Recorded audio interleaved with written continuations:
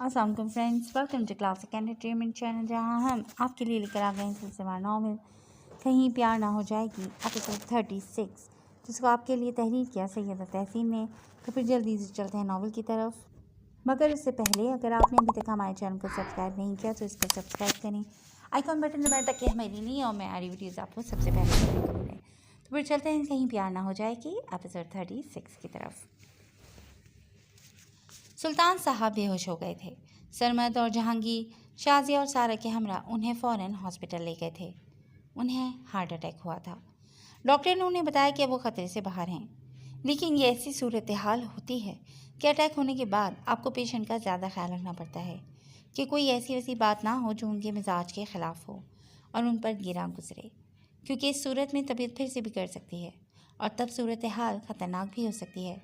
क्योंकि अभी जो अटैक आया था वो ज़्यादा ख़तरनाक नहीं था, लेकिन आगे एहतियात ज़रूरी थी, क्योंकि अटैक के बाद दूसरा अटैक ख़तरनाक साबित हो सकता है। उनके पास शाजिया, सरमद और सारा थे। जहांगीर घर आ गए थे। सारा तो रो रो कर हलकान हो रही थी और कोस रही थी उस वक्त को जब उसने ये सब बातें की थीं। शाजिया ने भी उसे अच्छा खासा डांटा था कि उसने ये सब बातें पहले क्यों नहीं बताईं, और अगर चुप ही रखनी थी तो अब भी खामोश ही रहती।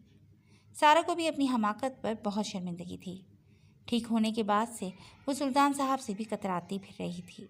दूसरी तरफ जहांगीर ने ताहिरा को खूब डांट पिलाई कि उसकी वजह से ये सब हुआ है। वो अपनी ज़बान बंद रखती तो ना बेटे के किस्से सुनने पड़ते और ना ही ये सब कुछ होता। 2 दिन के बाद सुल्तान साहब को डिस्चार्ज कर दिया गया था। एहतशाम की तबीयत भी अब काफ़ी बेहतर हो चुकी थी, लेकिन उस दिन हुमैरा खासी परेशान थी, क्योंकि उन्होंने एहतशाम के कमरे में मेज़ पर रिवॉल्वर पड़ा देखा था। उन्होंने ये खबर सबसे पहले बीजान को दी थी। उन्होंने सरमद को अपने कमरे में तलब किया था। बेटा, ऐसा करो कि एहतशाम को कुछ रोज़ के लिए शहर से बाहर भेज दो। उसके सर पर तो खून सवार हो गया है। जवान बच्चा है, कुछ कह भी नहीं सकते, क्योंकि गुस्से का बहुत तेज़ है। जब गुस्सा आता है ना, फिर किसी की भी नहीं सुनता। ऐसे ही गुस्से में कुछ उल्टा सीधा ना कर गुजरे। ज़रा बाहर से होकर आया तो शायद जहन बदल जाए और फिर हम भी समझाएंगे। बीजान ने बेटे को तमाम बातें आगाह करने के बाद सलाह पेश की। हाँ अम्मा भी, इस्लामाबाद में हमारे बिजनेस के सिलसिले में काम तो है, लेकिन वहाँ मैं अपनी कंपनी के मैनेजर को भेजने वाला था। ठीक है, अब मैं एहतशाम से बात करता हूँ, और अगर वो मान जाता है तो फिर कल सुबह की फ़्लाइट से ही उसे भेज दूँगा। सरमद साहब ने बीजान को तसल्ली देते हुए मसले का हल भी ढूंढ निकाला। जीते रहो बेटा, तुम फ़िलहाल उसे इस्लामाबाद भेजने के अलावा और कोई बात ना करना। और हाँ, ये निकाहनामा मौलवी साहब आगा जी के अफसोस पर लाए थे तो दे गए थे, तब से यहीं मेरे पास ही पड़ा है। ये संभाल लो, यह एहतशाम को दे तो कहीं आगे पीछे ना हो जाए। बीजान ने साइड टेबल से निकाहनामे के कागजात उठाते हुए उनको थमाते हुए कहा। जी अम्मा भी, आप फिक्र ना करें, मैं कोई बात भी नहीं करूँगा उससे। हाँ लाइए, ये मैं एहतशाम को ही देता हूँ, खुद ही संभाल लेगा।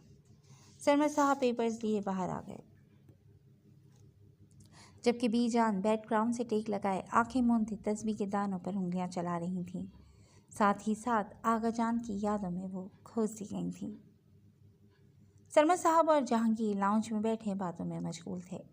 सुल्तान साहब अपने कमरे में आराम कर रहे थे, जबकि शादी भी उनके पास ही मौजूद थी। सरमद ने हुमैरा से एहतशाम का पूछा तो उन्होंने बताया कि वो अभी तक घर नहीं लौटा। वो किचन के कामों में ज़ेबा के साथ रात के खाने के लिए मसरूफ़ थीं। अब तो सुल्तान साहब का परीज़ी खाना अलग से बनता था, इसलिए काम बढ़ गया था। जबकि ताहिरा अब ज़्यादातर अपने कमरे में ही बंद रहती थीं। थोड़ी ही देर में एहतशाम भी आ गया था। बरखुरदार, आ गए आप? आजकल कहाँ मसरूफ़ रहने लगे हैं? बेटा, मुझे काम था तुमसे। एहतशाम साहब बेटे को देखकर अब उससे मुखातिब थे। बस बाबा, आज सिमी की तरफ क्या हुआ था? आप बताएं, क्या काम है? एहतशाम ने लाउंज में उनके पास बैठते हुए पूछा। बेटा, इस्लामाबाद जाना है, बहुत ज़रूरी है। मैं चाहता हूँ कि तुम्हें भेजूँ। एक बिज़नेस डील करनी है करवानी एंड सन्स के साथ, बहुत इम्पोर्टेंट है। 2-3 दिन स्टे करना, उनका सारा सेटअप वगैरह देखना, डीलिंग का तरीक़ाकार क्या है सब देखना, फिर डील डन करना। तुम्हारे जहांगीर अंकल तुम्हारी आंटी की वजह से नहीं जा सकते, क्योंकि वो बीमार हैं। मैं भी नहीं जा सकता, क्योंकि सुल्तान भाई की तबीयत जैसे अचानक ख़राब हुई, मेरा ध्यान पीछे ही लगा रहेगा। رافع کو بھی نہیں بھیج سکتا کیونکہ یہ بہت بڑا پروجیکٹ ہوگا ہمارے لیے، اس لیے چاہتا ہوں کہ تم ہی سے ڈیل کرو۔ بہتر یہی ہے کہ تم جاؤ اور اچھے سے ڈیل کرنا۔ کل صبح کی فلائٹ ہے تمہاری، تیاری کر لینا اپنی۔ سرمد صاحب نے بات کے اختتام پر بیٹے کی جانب سوالیہ نظروں سے دیکھا۔ انہوں نے پوری بات ہی ایسے کور کی تھی کہ احتشام چاہتے ہوئے بھی انکار نہیں کر پایا۔ ٹھیک ہے بابا، آپ پریشان نہ ہو، میں چلا جاؤں گا۔ اس نے حامی بھر لی تھی۔ جیتے رہو بیٹا، مجھے یہی امید تھی تم سے کہ تم انکار نہیں کرو گے۔ اچھا، یہ تمہارا نکاح نامہ ہے، اسے سنبھال کے رکھ لو۔ سرمد نے وہ پیپرز احتشام کی طرف بڑھاتے ہوئے کہا، جبکہ احتشام کے سامنے اس لڑکی کا عکس لہرایا جس پہ اسے اس دن کی باتوں کی وجہ سے بلا کا غصہ تھا، لیکن سلطان صاحب کے ہاسپٹل ایڈمٹ کی وجہ سے اس دن سے ان کا آمنا سامنا نہیں ہو سکا تھا۔ احتشام وہ پیپر لے کر جہانگیر صاحب کے ساتھ باتوں میں مشغول ہو گیا تھا۔ ماما سنیے، پلیز میری پیکنگ تو کر دیجیے، مجھے صبح کی فلائٹ سے اسلام آباد جانا ہے۔ احتشام نے کچن سے باہر آتی ہوئی حمیرہ کو دیکھ کر کہا۔ ٹھیک ہے بیٹا، کر دوں گی، لیکن خیر سے جا رہے ہو؟ حمیرہ نے تفکر سے پوچھا۔ جی ماما، بس بزنس ٹور ہے، احتشام نے مختصر سا جواب دیا۔ ٹھیک ہے بیٹا، میں کچن سے فارغ ہونے کے بعد کر دوں گی، حمیرہ نے مسکراتے ہوئے حامی بھری۔ احتشام پھر سے جہانگیر کی طرف متوجہ ہو گیا۔ وہ دونوں ہی بزنس کو لے کر باتوں میں مصروف تھے۔ حمیرہ بھی شازیہ کے پاس چلی آئیں، یہ پوچھنے کہ سلطان صاحب کے لیے آج کیا بنائیں۔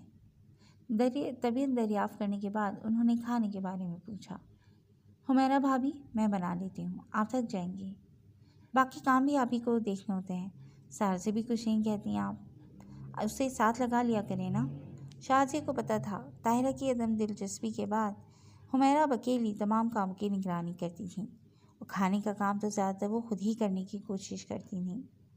اس لیے انہوں نے احساس کرتے ہوئے ان سے کہا، ارے کیسی باتیں کر رہی ہو شازیہ، تم مجھے بتاؤ نا بنانا کیا ہے، میں نہیں تھکتی، اور سارا بچی ہے، کچھ عرصے بعد انہیں ذمہ داری میں تو پڑنا ہے، جو وقت بے فکری میں گزرتا ہے گزارنے تو بچوں کو۔ جلدی بتائیں مجھے، میں بنا لوں گی، پھر احتشام کی پیکنگ بھی کرنی ہے، اسے صبح کسی کام سے اسلام آباد جانا ہے۔ حمیرہ نے مسکراتے ہوئے کہا، آپ کے بھائی آج سبزی کی فرمائش کر رہے ہیں، شلجم بنا لیتے ہیں، اور اب کھانا دیکھ رہی ہیں تو میں سارے سے کہتی ہوں نا احتشام کی پیکنگ کر دیتی ہے، آپ کیا کہتی ہیں؟ شازیہ نے سلطان کی طرف دیکھتے ہوئے ان کی فرمائش سے آگاہ کیا اور ساتھ ہی ان کی ذمہ داری گھٹانے کے لیے سارا سے پیکنگ کروانے کی پیشکش بھی کر دی۔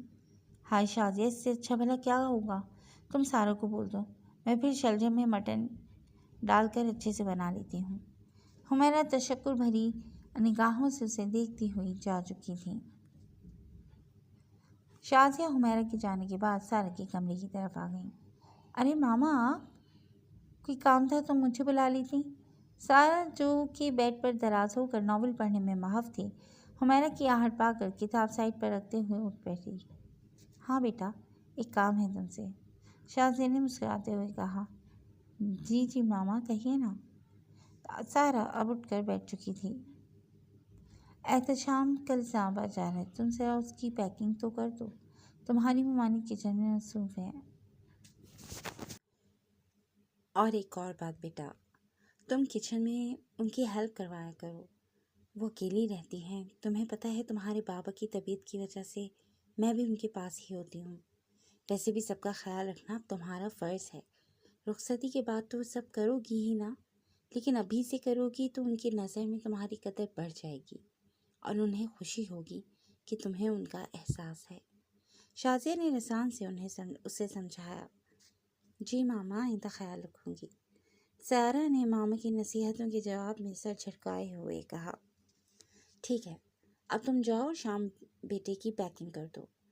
حمیرہ بتا رہی تھیں کہ ڈریسنگ روم میں وارڈروب کے نیچے والے پورشن میں یا اسٹری اسٹینڈ میں دیکھنا، وہیں ٹرالی بیگ ہوگا، اس میں 2-3 دن کے حساب سے ٹھیک سے کپڑے سیٹ کر کے رکھنا، اچھے سے کرنا بیٹا، وہاں ٹھنڈ زیادہ ہوگی، اسی مناسبت سے کپڑے رکھنا۔ شازیہ پیار سے اس کا کندھا تھپتھپا کر بولی۔ ماما، میں کیسے کروں گی، مجھے کیا معلوم کیا رکھنا ہے اور کیا نہیں، سارا نے الجھے ہوئے انداز میں کہا۔ دیکھو بیٹا، آگے بھی تو تمہیں ہی یہ سب دیکھنا ہے نا، پھر ابھی سے کیوں نہیں، مجھے پتہ ہے تم کر لو گی، جاؤ شاباش، کھانے سے پہلے ہی کام کر کے آؤ۔ شازیہ نے محبت سے بیٹی کو سمجھایا تو وہ سر کو جذبات میں ہلاتی ہوئی ناچار باہر کی طرف آ گئی۔ اب دل کو یہ دھڑکا لگا ہوا تھا کہ کہیں احتشام کمرے میں نہ ہو، کیونکہ اسے پتا تھا وہ بہت غصے میں ہے اور جب بھی آمنا سامنا ہوا تو وہ اس سے اچھا خاصا ناراض ہوگا۔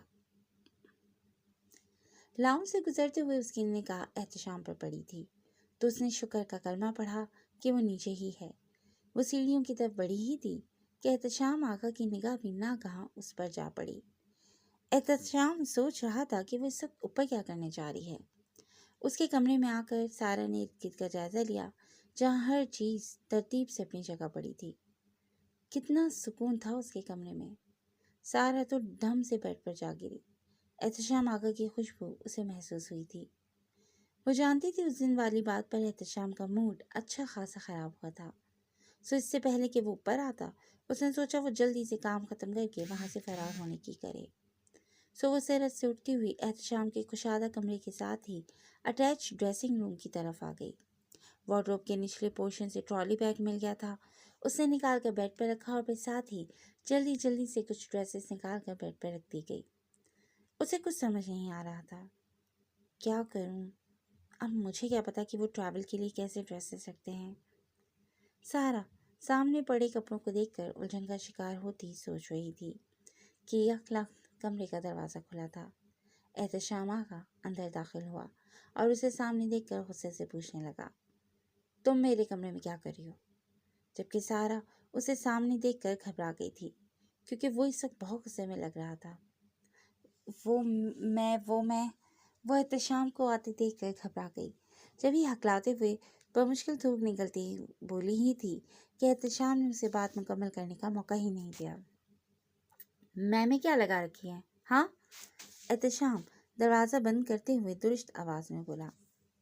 مجھے کوئی شوق نہیں تھا یہاں آنے کا۔ سارا کو بھی کچھ سمجھ نہیں آیا تو وہ اپنے گزشتہ نکاح سے پہلے والے رویے کو اپناتے ہوئے ڈھٹائی سے بولی، شوق نہیں تھا تو پھر کیوں آئی ہو یہاں؟ جبکہ احتشام کو اس کی بات اور لہجہ دونوں ہی پسند نہیں آئے تھے۔ مجھے ماما نے بھیجا تھا، ورنہ میں خود سے ایسی حماقت کبھی نہیں کرتی۔ سارا نے بھی اجنبی لہجہ اپناتے ہوئے دو بدو جواب دیا جو احتشام کو مزید بھڑکا گیا۔ کیا کہا تم نے؟ حماقت؟ یہ بات تو تمہیں پہلے سوچنی چاہیے تھی سارا سلطان۔ احتشام نے اس کی جانب قدم بڑھاتے ہوئے غصے سے کہا۔ جی ٹھیک سنا آپ نے، حماقت۔ اگر مجھے پتہ چل جاتا کہ آپ جلاد کے روپ میں واپس آ چکے ہیں تو ہاں، میں کبھی نہیں کرتی ایسی حماقت۔ ویسے میں کون سا ایسا جرم کر دیا ہے میں نے یہاں آ کر؟ ہاں آخر کیا کیا ہے میں نے؟ سارا نے بھویں سکیڑے دکھ سے پوچھا۔ بھولے پن کا یہ ناٹک بند کر دو اب۔ جرم تو کیا ہے تم نے اور فرد جرم بھی عائد ہوگی۔ جلاد سمجھتی ہو نا؟ اب تمہیں جلاد بن کر دکھاؤں گا۔ احتشام کا غصے سے تنفس بھول گیا تھا۔ بہت بڑی غلطی کر دی میں نے یہاں آ کر، مجھے یہاں آنا ہی نہیں چاہیے تھا، میں تو بس یہ پیکنگ کرنے آئی تھی۔ سارا اس کے رویے کے جواب میں جھنجھلا اٹھی تھی۔ مجھے بالکل بھی پسند نہیں ہے کہ کوئی بنا اجازت میرے کاموں میں مداخلت کرے۔ احتشام نے سارا کی پیکنگ والی بات پر جیسے ہی بیڈ پر نگاہ کی تو مزید بھڑک گیا۔ میں ایسا نہیں چاہتی تھی، لیکن ماما انہوں نے مجھے بھیجا تھا کہ مجھے آپ کے کام کرنے چاہیے، لیکن انہیں کیا معلوم کہ آپ کے دل میں تو آج بھی کسی اور کا قبضہ ہے۔ پھر آپ کو میرا یہاں آنا، میرا آپ کے کام کرنا کیوں اچھا لگے گا؟ مجھے یہاں آنا ہی نہیں چاہیے تھا، بس غلطی ہو گئی مجھ سے، یہ دیکھیں، معاف کریں مجھے اور جانے دیں۔ وہ غصے کا اظہار برابر کر رہی تھی، لیکن ساتھ ہی ساتھ آنکھوں میں بات کے دوران نمی بھی اتر آئی تھی جب ہی سامنے کھڑے اس چوڑے وجود سے راہ فرار مانگ رہی تھی۔ غلطی تو واقعی تم نے بہت بڑی کر دی ہے، ان نکاح کے پیپرز پر سائن کر کے، سو خمیازہ تو بھگتنا پڑے گا۔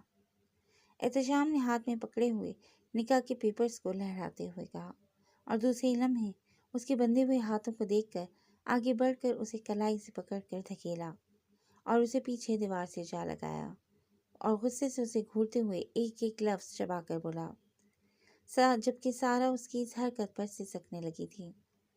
بہت شوق ہے نا تمہیں میرے کام کرنے کا، رخصتی سے قبل ہی اچھی بیوی بن کر دکھانے کا؟ ہاں؟ جبکہ سارا اس بات پر بے یقینی اور ناسمجھی کے ملے جلے تاثرات سے اسے دیکھنے لگی सांस हलक में अटकी हुई थी। आंखें हैरत से सामने खड़े शख्स को तके जा रही थी। जाने वो क्या करने वाला था। जी फ्रेंड्स, आज के लिए बस इतना ही। बहुत जल्द एक नए एपिसोड के साथ हाजिर होंगे। हमें अपने कमेंट सेक्शन में अपनी राय से ज़रूर आगाह कीजिएगा कि आपको ये नॉवेल कैसा लग रहा है। Till then take care and अल्लाह हाफिज़।